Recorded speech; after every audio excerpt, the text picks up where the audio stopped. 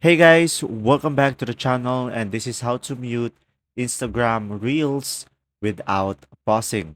So, first thing that you will do is simply open up the Instagram application into your device.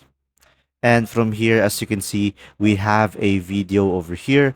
And on the right side of the screen, you should be able to see the mute icon. So guys, make sure it is on mute. And when it is mute, as you can see, you will have a cross out line or a slanted line over here.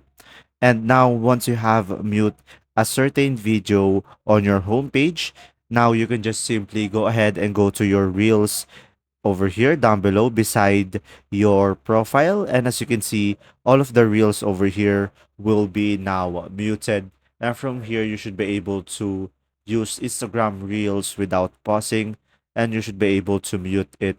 So that's simply about it. Just simply go to your home page on the left side of the screen and just simply mute it, and from there all of the videos in the reels will be muted as well. And that's simply about it. If this video was helpful, please like and subscribe.